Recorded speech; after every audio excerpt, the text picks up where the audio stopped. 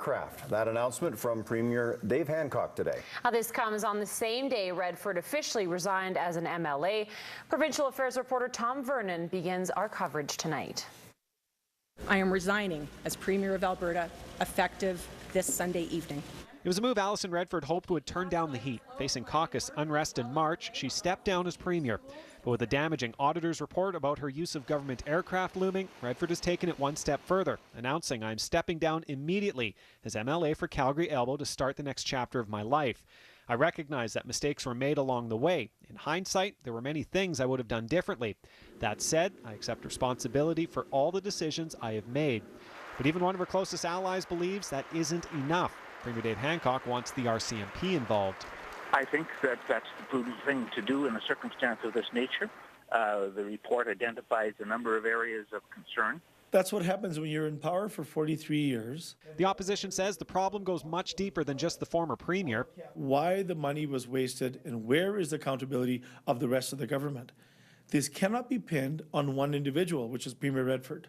They insist cabinet members had to know what was happening, in particular, the finance minister. Minister Horner is responsible for the fleet.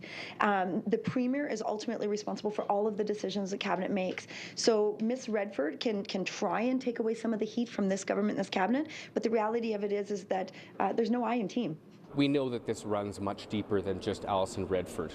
And so I'd like to know which cabinet ministers knew what and why they didn't act on it. The Premier says he didn't know about the aircraft abuses and is confident an investigation will clear his cabinet. I do not believe this is a systemic issue. I do not believe that cabinet ministers are abusing their role. As for former MLA Redford, her fate will soon lie in the hands of the RCMP. Tom Vernon, Global News. Now, the next order of business will be a by-election which isn't expected to take place until the fall or early in the new year. But now that Redford is gone, did she take all the political scandal with her? Or will voters still blame the government and the PC party? Here's Gary Bobrovitz with that side of the story. Now that Alison Redford is gone as Premier and as MLA, the question is whether the focus of the spending scandal will turn to the conduct of the government and the PC party. Alison Redford and her history has enabled the party to sort of blame whatever's wrong with the party on her, and that's not going to be a possibility any longer. How many of them knew about this and did nothing, but are now waving their finger at her, saying that this was all her, we've changed leadership, and that everything is fine? Those people need to be held accountable. The party president insists Albertans can still trust the PCs.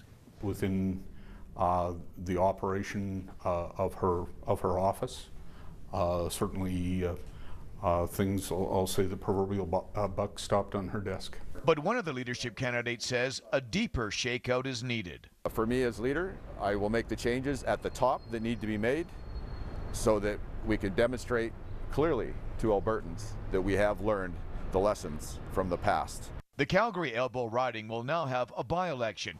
It must be held within 6 months of Redford's resignation. It will cost taxpayers an estimated $185,000. The Calgary Elbow by-election is a chance for voters to decide, were Alberta's political problems entirely Alison Redford's fault, or was the culture of the PC party also to blame? Thomas Lukasik admits voters may punish his party.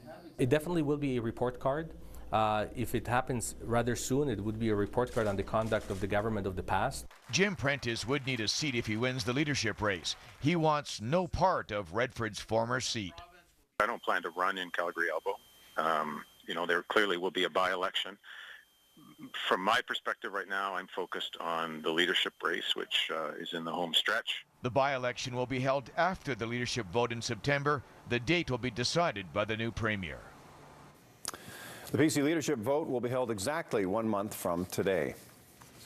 Over the past year, the former premier has faced spending scandals and controversy. And today's resignation marks the final chapter in a spectacular fall from grace. Shalima Maharaj joins us now live from the newsroom. So Shalima, Redford had a whirlwind career with the PCs, rising very quickly in the ranks. Gord, Carol Ann, her career started in 2008 when she was first elected as an MLA. Ed Stelmach quickly appointed her to cabinet, naming her justice minister. When Stelmach stepped down, Redford entered the leadership race and in October of 2011 made history as our province's first female premier.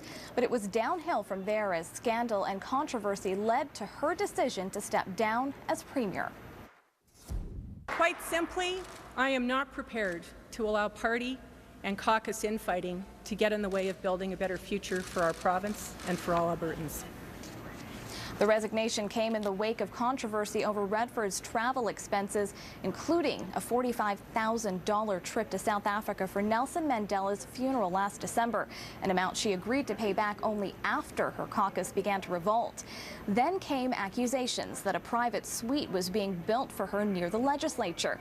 And just last week, a leaked report said Redford's staff booked seats for fake passengers on government planes, prompting calls for an RCMP investigation into Redford's time in office. I think in the interest of completeness, in the interest of public being fully satisfied that everything appropriate has been done, that it's appropriate to ask that certain issues in the report be investigated. I think the party could have escaped some of the allegations of misspending in the past. I think the party could have escaped trips to South Africa, probably the Palm Springs vacation jaunt in the middle of session, but I really doubt that the party is going to be able to effectively distance themselves from an Auditor General's report, depending on how damning it is. We have a full timeline of Redford's past 8 months in office online, as well as a survey asking your opinion on whether Alison Redford's resignation will affect Alberta's Tory party. So far, 73% say no and 15% say yes, it will. To have your say and for the latest developments in Redford's resignation, head to globalnews.ca/Edmonton. Now, Redford is eligible for a transition allowance of about $182,000, but in both this morning's statement and during the 2012 election, she said she wouldn't accept it. She will also not receive a pension, as MLA pensions were eliminated by Ralph Klein in 1992. Gord, Carol Ann? Good to know. Thank you. Thanks, Shalima.